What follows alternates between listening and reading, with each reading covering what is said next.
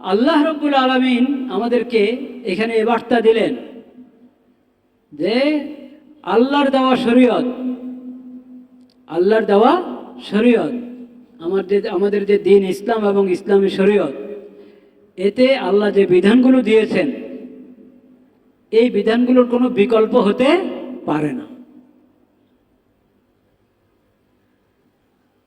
কোনো বিকল্প হতে পারে না। আল্লাহ যত জিনিসের নির্দেশ দিয়েছেন ওই সবগুলোর মধ্যে আপনি দেখবেন যে ওটাতে ইনসাফ আছে, ওটাতে সমতা আছে এবং ওটাতে যৌক্তিকতা আছে। আদলের মধ্যে বড় আরেকটা দিক যৌক্তিকতা।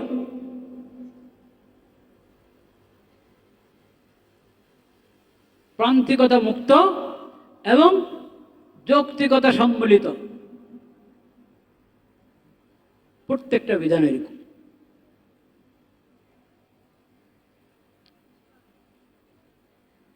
ইয়ামুরু বিল আদল। এজন্য যারা শরীয়তের বিকল্প খুঁজতে যায়, শরীয়তের বিকল্প খুঁজতে যায়, তাদের ঈমানটাই খালি সন্দেহযুক্ত না, বিবেকটাও সন্দেহযুক্ত। শরীয়তের বিকল্প একজন মুমিন তো খুঁজতেই পারে না। শরীয়তের বিকল্প খুঁজলে আর ঈমান থাকবে না তার। একজন মুমিন শরীয়তের কোনো বিকল্প খুঁজতে পারে না, বরং ঈমানের সৌভাগ্য তার অর্জন হয় নাই যদি বিবেকবান হয়ে থাকে, তাও শরীয়তের বিকল্প খুঁজবে না, তাও খুঁজবে না। সুস্থ বিবেক বুদ্ধি যার, সেই বুঝতে পারে যে শরীয়তের কোনো বিকল্প হতে পারে না। কারণ শরীয়তের বিধানের মধ্যে কোনো ধরনের প্রান্তিকতা নাই, সর্বোচ্চ সমতা, সর্বোচ্চ ইনসাফ এবং সর্বোচ্চ যৌক্তিকতা। এমন কাদেরই আল্লাহ তাআলা নির্দেশ করেন, ইয়ামুরু বিল আদল ওয়াল ইহসান। ভালো বলতে যা কিছু, দয়া মায়া বলতে যা কিছু, সবকিছুর আল্লাহ নির্দেশ করেন। ইন্নাল্লাহা ইয়ামুরু বিল আদলি ওয়াল ইহসান।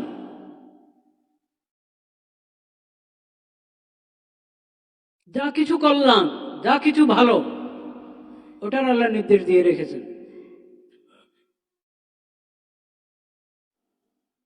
কোনো ভালো এবং কল্যাণ যেটা মাখলুকের দরকার, আল্লাহর বান্দাদের দরকার, আল্লাহ ওটা বলেন নাই, বলতে ভুলে গেছেন, নাউযুবিল্লাহ। চিন্তা করা যায়? ওমা কানা রাব্বুকা নাসিয়্যা। আল্লাহ ভুলেন না, ভুলা সম্ভব না। আল্লাহ ভুলবেন কিভাবে?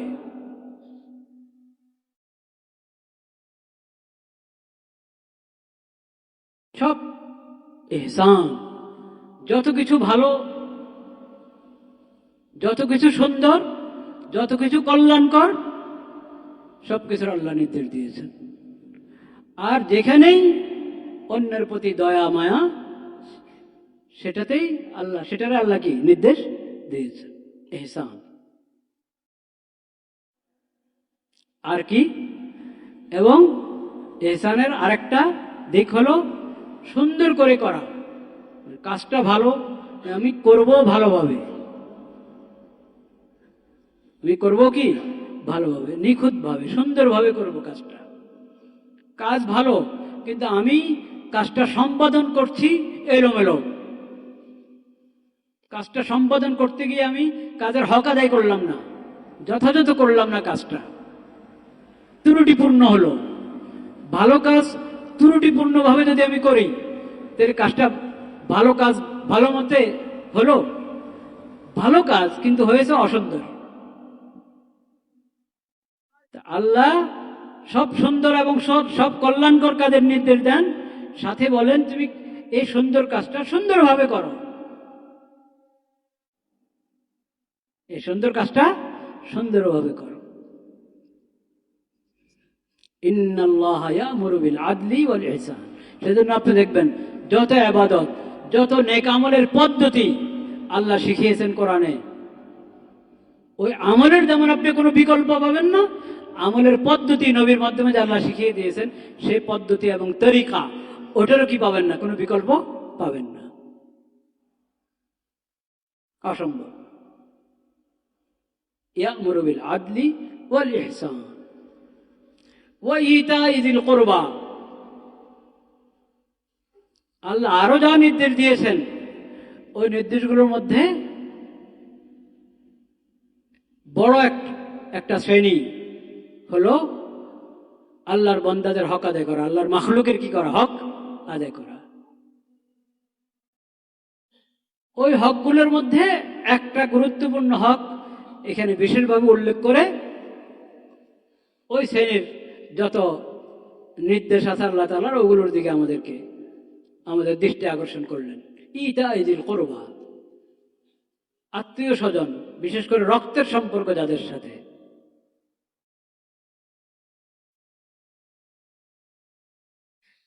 রক্তের আত্মীয়তা, তাদের হক আদায় করো, তাদের খেয়াল রাখো, তাদের হক আদায় করো, তাদের হক তাদেরকে দাও। আত্মীয়তার অনেক বড় হক।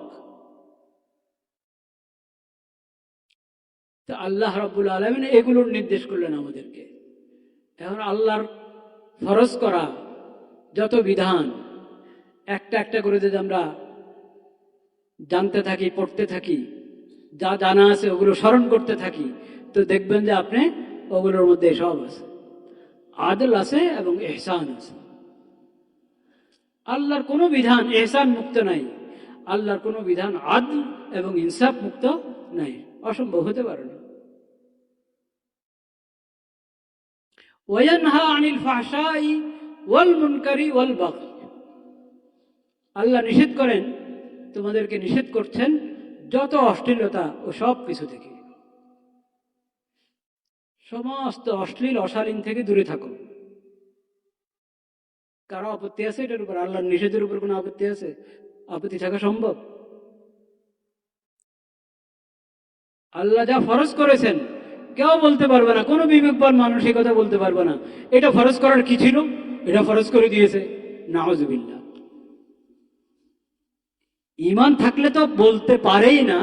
আমি বলছি ঈমান নাই, বিবেক আছে। বিবেক যদি থাকে, নিজের বিবেকের প্রতি যার সম্মান বোধ আছে, নিজের বিবেক বুদ্ধির প্রতি যদি তার কি থাকে, সম্মান বোধ থাকে।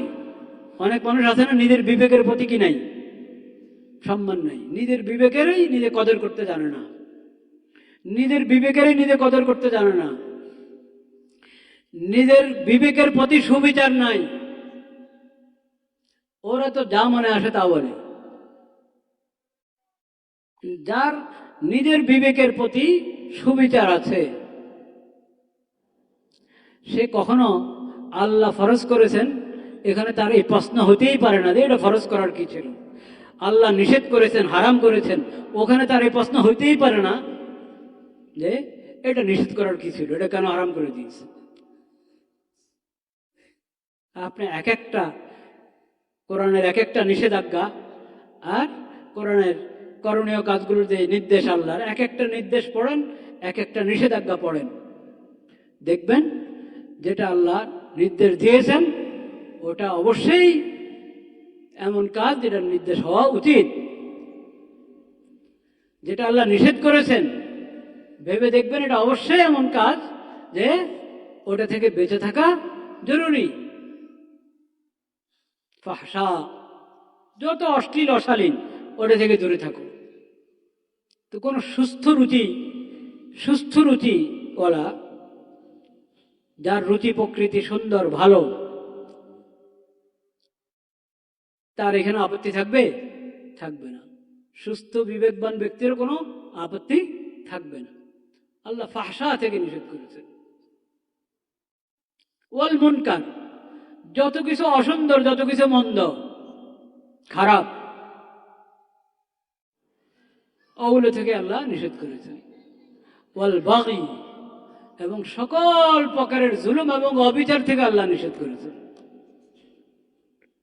বলেন আল্লাহ যেগুলো থেকে নিষেধ করেন ওগুলোর ব্যাপারে কোনো কারো আপত্তি থাকার আছে যে এটা কেন নিষেধ হলো?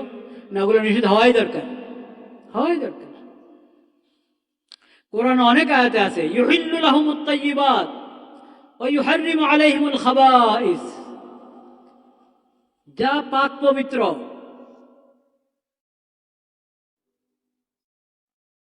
ভালো এবং পবিত্র ওইসব কিছু আল্লাহ হালাল করে দিয়েছেন।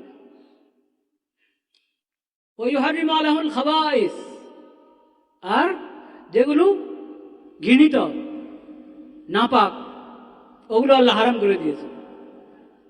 কারা আপত্তি আছে?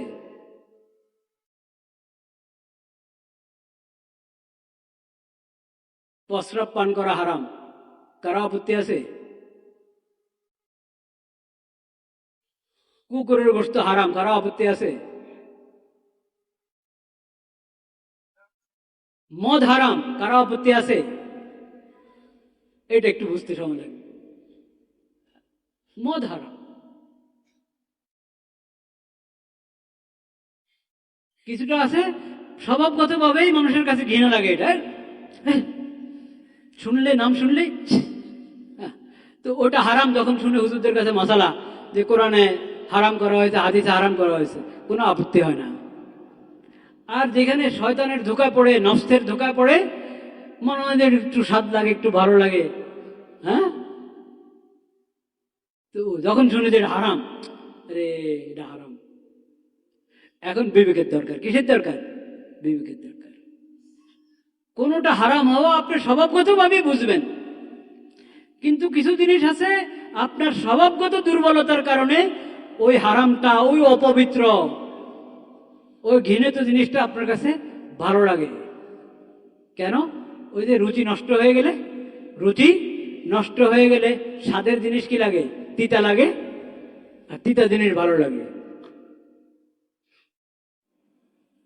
তো স্বভাব এবং রুচির সীমাবদ্ধতার কারণে অনেক সময় আল্লাহ যা হারাম করেছেন ওটাতে স্বাদ মনে হয়। কি মনে হয়? স্বাদ। এটা আসলে স্বাদ না, এটাই, এই স্বাদটাই তোমাকে বরবাদ করে দিবে, তোমার চরিত্র নষ্ট করবে, তোমার সংসার নষ্ট করবে, তোমার সমাজ নষ্ট করবে। তো মদ আল্লাহ হারাম করেছেন।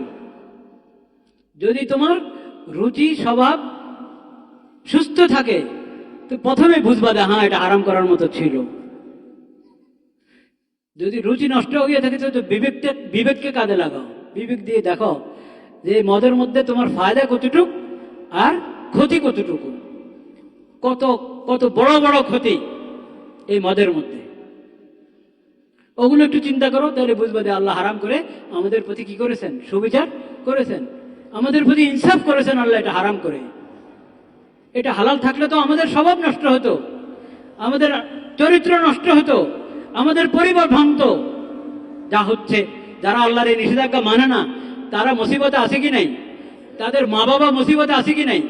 আছে। সেটার জন্য কি করে?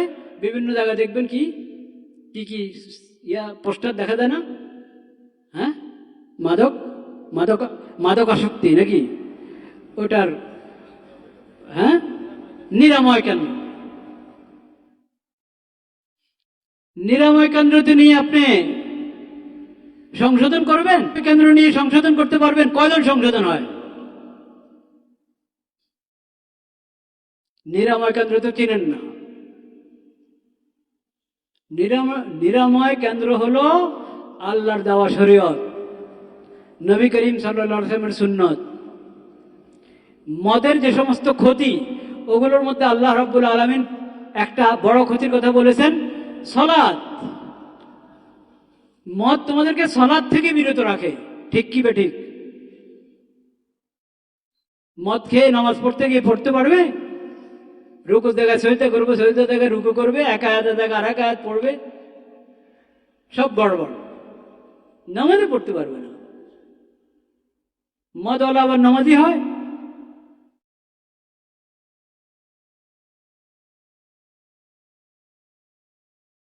এই যে হারাম, এই নাপাক মদ, এটাতে আল্লাহ হারাম করেছেন, কত বড় ইনসাফ করেছেন আল্লাহর বান্দাদের প্রতি। কিন্তু বান্দা বুঝতে পারছে না, মদের পিছনে পড়ে, জুয়ার পিছনে পড়ে।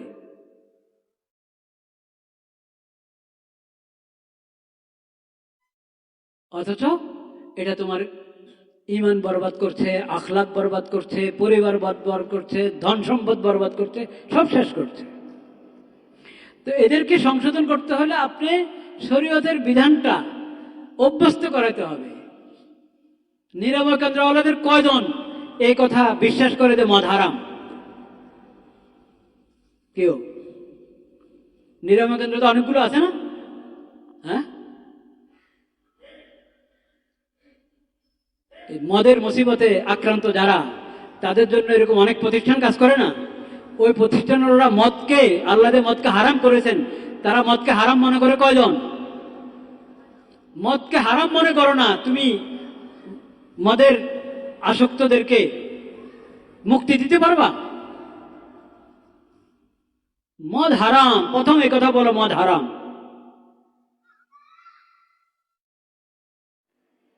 এবং যেটা আল্লাহ হারাম করেছেন ওটার লাইসেন্স নেওয়া হারাম, লাইসেন্স দেওয়াও হারাম, দেওয়াও হারাম। আল্লাহ হারাম করে দিয়েছে, এরপরে লাইসেন্স দিয়ে এটা বৈধ হয়ে যাবে? নাউযুবিল্লাহ।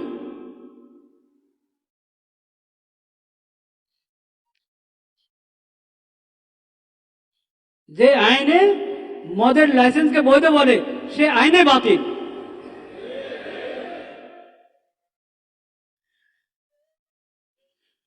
নবী করিম সাল্লাল্লাহু আলাইহি সাল্লাম আমাদেরকে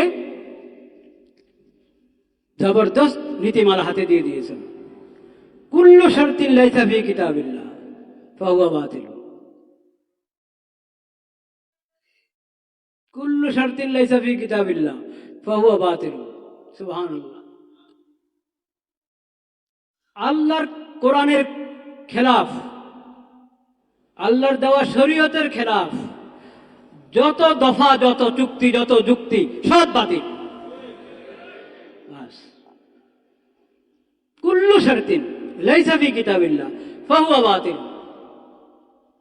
আল্লাহর কোরআন, আল্লাহর দেওয়া শরীয়ত এর মধ্যে যেটা নিষেধ, ওটা তুমি হাজারবার ওটার উপরে চুক্তি করো, হাজারবার ওটার লাইসেন্স দাও, ওটাকে বৈধতা দাও, তোমার কথা বাতিল, আল্লাহর কথায় হক।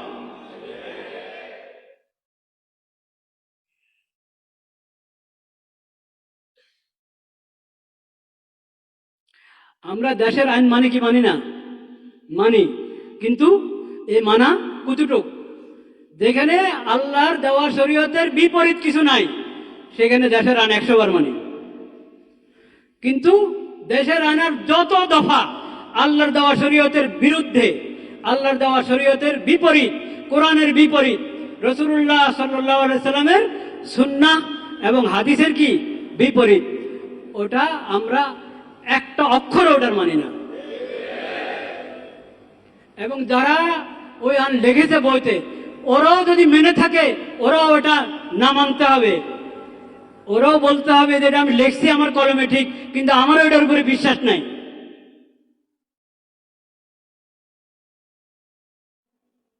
সংসদের এমপি, হ্যাঁ, আদালতের বিচারক, লয়ার, যত জায়গায় যতজন আছেন সবার এই কথা জানা থাকতে হবে, কুল্লু শারতিন লাইসা ফি কিতাবিল্লাহ ফাহুয়া বাতিল।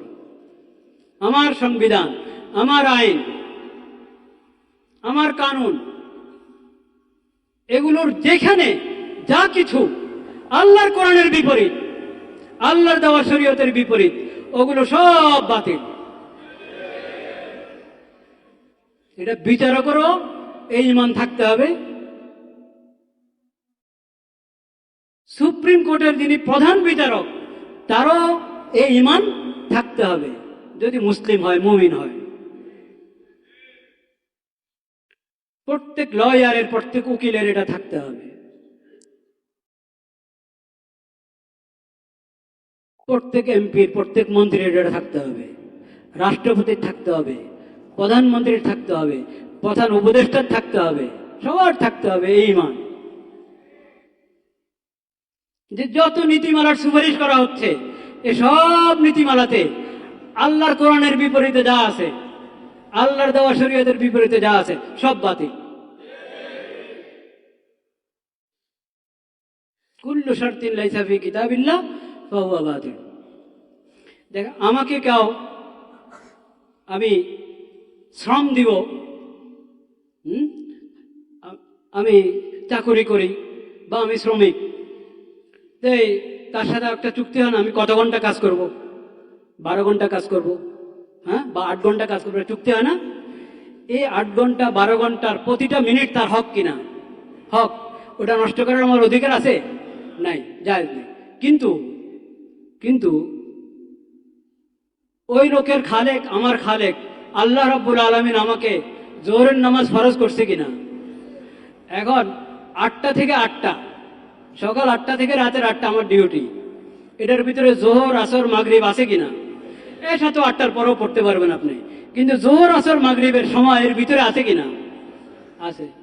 তো এখন তার সাথে কথা 8টা থেকে 8টা, ওখানে কোনো সময় তো আর বাদ দেয় নেই, পুরা সময় তার ডিউটি আমার। এখন নামাজ পড়বো কি পড়বো না? পড়বো। সে যদি বলে তুমি ফরজ নামাজ পড়তে পারো না, পারবা না, তাইলে তার এই কথার মূল্য আছে? নাই। কুল্লু শারতিন লাইসা ফি কিতাবিল্লাহ ফাহুয়া বাতিল। আল্লাহ বলেছেন জোহরের সময় জোহর পড়ো, আসরের সময় আসর পড়ো, মাগরিবের সময় মাগরিব পড়ো। এখন তোমার ডিউটি মানবো আমি না আল্লাহর হুকুম মানবো? হ্যাঁ, আপনি কি করবেন? যদি এরকম কোনো বান্দা, হ্যাঁ, যার সাথে আপনি চুক্তিবদ্ধ হয়েছেন 8টা থেকে 8টা, সে আপনার নামাজ পড়াই পছন্দ করে না, বলেন নাউযুবিল্লাহ, তাহলে কি করবেন জানেন? আপনি 10 রাকাত পড়তে যাবেন না, 4 রাকাত ফরজ আদায় করবেন। 4 রাকাত ফরজ, জোহরের 4 রাকাত ফরজ, আসরের 4 রাকাত ফরজ, ওখানে তো আর এমন সুন্নত মুআক্কাদা নাই, মাগরিবের 3 রাকাত ফরজ, এগুলো আদায় করেন। অনুমতি থাকে না, ঠিক আছে, আদান হয়ে গেলে যাও মসজিদে, নামাজ পড়ে ধীরে সুস্থে আসো, কোনো সমস্যা নেই, অনুমতি থাকলে ঠিক আছে।